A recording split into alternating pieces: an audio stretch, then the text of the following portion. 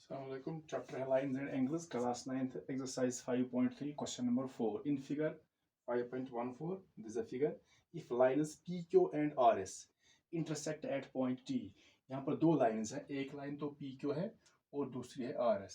ये इंटरसेक्ट कर रही हैं this point T पर. Such that angle PRT is equal to 40. This angle PRT, this angle is 40 degree. RPT 95, RPT is 95, and angle TSQ, this TSQ is 75. So this angle is 75, 40 and 95. Now we have to find the measure of angle SQT. हमें यहाँ पर SQT निकालना है. तो पहले देखेंगे जो figure यहाँ पर है ये एंगल SQT कहाँ पर है. SQT यहाँ पर बीच में Q है, दैट मीन्स एंगल Q पर बनेगा. तो यहाँ पर ये Q है, सो SQT, दिस इज SQT बीच में है Q तो Q पर एंगल बनेगा. तो ये एंगल हमें यहाँ पर निकालना है. अगर ये एंगल जो यहाँ पर 3 एंगल्स गिवन है, 3 एंगल यहाँ पर गिवन है, अगर ये एंगल डायरेक्ट निकलेगा किसी एंगल से तो हम डायरेक्ट निकालेंगे, लेकिन ये एंगल ना तो इससे निकलेगा ना इससे ना इससे. तो यहाँ पर हम पहले देखेंगे यहाँ पर क्या हम लेंगे, कोई कॉरस्पॉन्डिंग पेयर और ऑल्टरनेट पेयर. कॉरस्पॉन्डिंग और ऑल्टरनेट वो तभी हम ले सकते हैं इक्वल जब दो लाइन्स पैरेलल होंगी तो एक ट्रांसवर्सल होगा. लेकिन यहाँ पर जो क्वेश्चन है यहाँ पर तो कोई लाइन यहाँ पर पैरेलल नहीं है. तो फिगर भी देखेंगे यहाँ पर कोई भी पेयर पैरेलल नहीं है. अगर ये दो लाइन देखें, इन दो लाइन का तो आरएस ट्रांसवर्सल है, पी क्यू भी है इनका ट्रांसवर्सल, लेकिन यहाँ पर ये पैरेलल नहीं है. तो यहाँ पर हम ना तो ऑल्टरनेट पेयर ले सकते हैं ना ही कॉरस्पॉन्डिंग पेयर ले सकते हैं. तो कोई दूसरा मेथड देखते हैं. तो यहाँ पर हम देखेंगे पहले क्या इस जो फिगर है यहाँ पर क्या कोई ट्रायंगल यहाँ पर बन रहा है.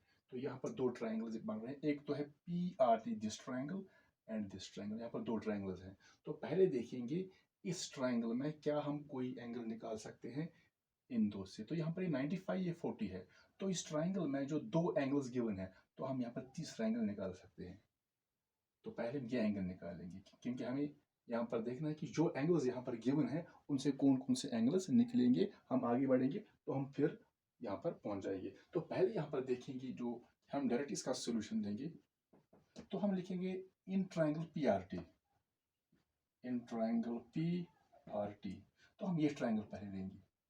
तो इसके 3 एंगल्स हैं तो इनका सम 180 डिग्री होगा. यहाँ हम ऐसे लिख सकते हैं this angle plus this angle plus this angle. ऐसे भी लिखेंगे angle RPT plus this angle PRT plus this angle PTR.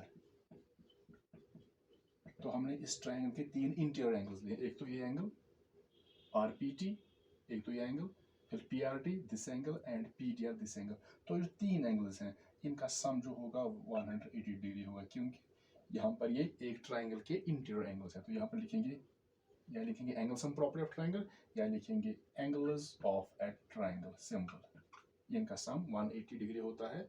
तो यहाँ पर हम शॉर्टकट भी यूज कर सकते हैं. यहाँ पर अगर दो एंगल्स गिवन है तो जो तीसरा एंगल होगा ये कैसे निकलेगा, 180 माइनस इन दो का सम. तो यहाँ पर हम RPT जो है ये 95 डिग्री है, PRT it is 40 plus PTR जो होगा हम इसको ऐसे लिखेंगे क्योंकि यहाँ पर गिवन नहीं है, it is equal to 180 degree. तो अब इनका सम निकालेंगे. 95 plus 40, so 5 plus 0 it is 5, 9 और 4 it is 13, 135 degree plus angle PTR it is equal to 180. Now we can find the measure of angle PTR. It is equal to 135 transpose होगा right में. तो 180 लिखेंगे पहले. तो 135 यहाँ पर आएगा minus 135. So we get angle PTR 180 minus 135 that is equal to 45. तो PTR 45, लेकिन एक्चुअली हमें ये एंगल निकालना है. तो अब देखेंगे यहाँ पर अगर हमें ये एंगल यहाँ पर मिला है 45 ये एंगल है तो इससे कौन सा एंगल निकलेगा.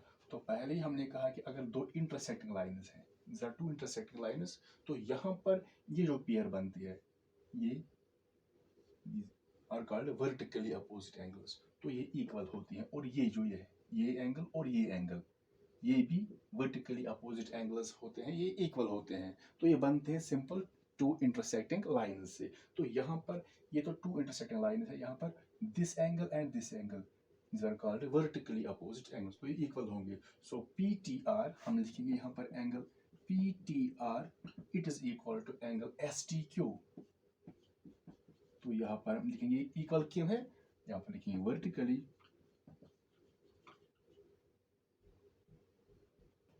vertically opposite angles.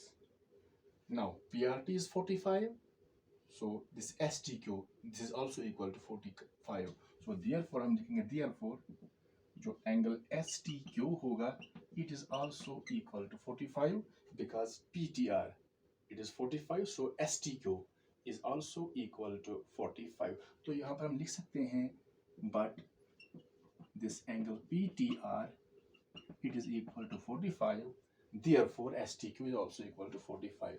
तो यहाँ पर ये एंगल हमें निकला भी, तो असली हमें ये एंगल निकालना है। तो अब ये 45 है, तो अब ये एंगल कैसे निकलेगा, तो अगर हम ट्राइंगल STQ लेंगे, this triangle this 75 it is 45, now we can find this angle।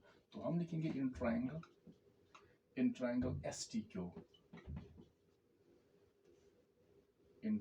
STQ तो हम यहाँ पर सिंपल मेथड यूज कर सकते हैं। ये 75 है, ये 45 है, तो तीसरा एंगल कैसे निकलेगा, दिस SQT।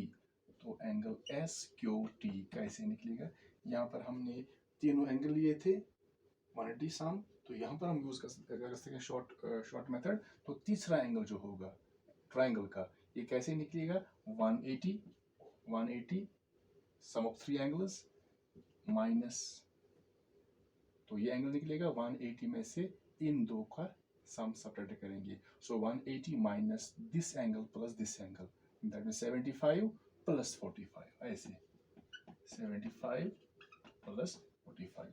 तो ये भी यहाँ पर है this angle sum property of triangle, या लिखेंगे एंगल्स ऑफ अ ट्राइंगल। तो यहाँ पर लिखेंगे ये है angle sum property of triangle. Now angle SQT it is equal to 180, इसको ऐसे लिखेंगे, पहले इनका सम करेंगे, तो माइनस भी ऐसे ही रहेगा। सो 75 प्लस 45, 5 and 5 10, 1 कह जाएगा, 7 प्लस 4 इज 11, 11 और 1 that is 12, so 120 degree। so we get angle SQT implies angle SQT it is 180 minus 120, that is 60 degree। so SQT it is equal to 60 degree।